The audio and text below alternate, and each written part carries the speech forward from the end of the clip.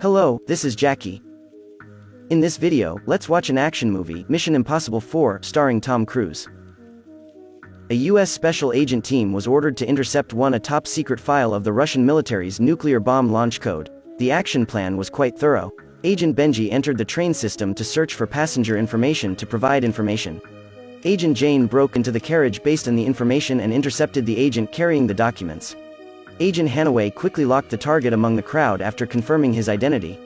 He used equipment to stun the target and successfully got the file. During the evacuation, a female assassin attacked Hanaway and snatched the documents.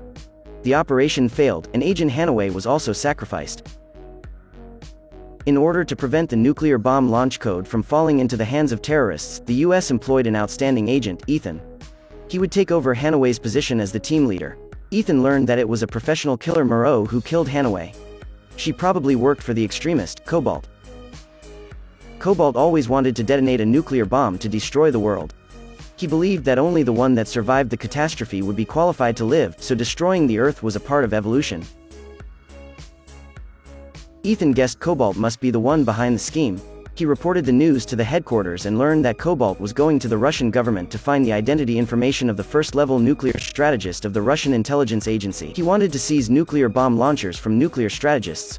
The headquarters required Ethan to be ahead of Cobalt, infiltrated the Russian government as a Russian general and destroyed all the information of the nuclear strategist, and prevented Cobalt from getting the launcher.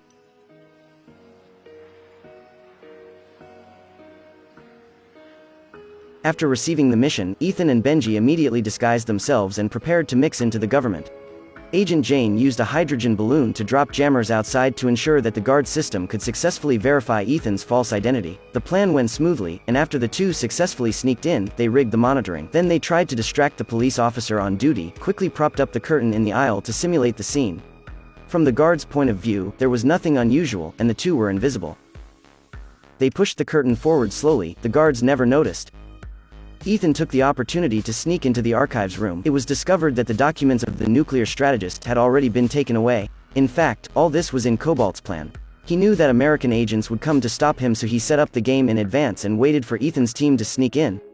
Cobalt hacked into their communication system, directed connection with the government's security communication system. After Cobalt got the nuclear bomb launcher, he deliberately revealed the location of Ethan and others from communication equipment. He also claimed to detonate here after getting the documents. Seeing that the situation was not good, Ethan immediately suspended and evacuated quickly. But when he just walked out the door, the building exploded. Ethan failed to escape in time and was stunned by the explosion. When he woke up, he found himself handcuffed to a stretcher in the hospital. He was caught by a Russian police officer, Anatoly. The bombing was directed at Ethan. The communication recordings and modified general uniforms were the best evidence. This black pot was properly buckled on Ethan's head. Faced with Anatoly's accusation, Ethan did not have any words to defend himself. He quietly took a paper clip from the nurse's file, unlocked the handcuffs when Anatoly didn't pay attention, and escaped from the hospital. Ethan snatched a cell phone from a passerby and reported to the headquarters and contacted the team to carry out new actions. At this time, the IMF Secretary of the United States and his subordinate, William, were coordinating relations between the two countries in Russia.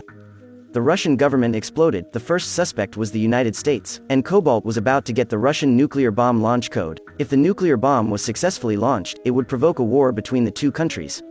So Ethan could only be accused by the US as a terrorist to take full responsibility for the bombing. The only solution to the situation was to let Ethan stop Cobalt and reveal the truth to solve the current crisis. The secretary assigned this task to the Ethan team. He would report to his superiors that Ethan attacked them and fled. As soon as the mission was given, their car was attacked by the Russian police. The secretary was killed on the spot and the car fell into the river. Ethan used the driver's body to divert the attack. He and William fled from the other side. The two fled to a carriage on the train. This was the secret base hidden by their team. Ethan learned from the information the minister gave him that Cobalt would send his assistant Wistrom in 36 hours to Dubai Hotel to trade nuclear bomb launch code with Moreau. Ethan guessed that Cobalt and Wistrom had never seen Moreau, so he let Jane pretend to be Moreau to drop the password. Then they would follow Wistrom to find Cobalt after the transaction. When he came to the hotel, Benji found that the firewall here was using military-grade equipment. He couldn't invade quickly without the support of the headquarters. But the time was running out. Ethan could only climb to the computer room to intrude in. Benji provided Ethan with a pair of high-tech gloves so that he could crawl on the wall like Spider-Man. After intruding successfully, Benji could control the elevator and monitor the hotel. Then they changed the room number so that Moreau and Wistrom would miss each other. Jane installed a retinal invisible lens on William's eyeball. He could print the codes he saw in the blink of an eye and quickly copy them into the suitcase. The paperclip also had a tracking device in order to follow the target. Unexpectedly, Wistrom brought the codebreaker to decode the Russian security system.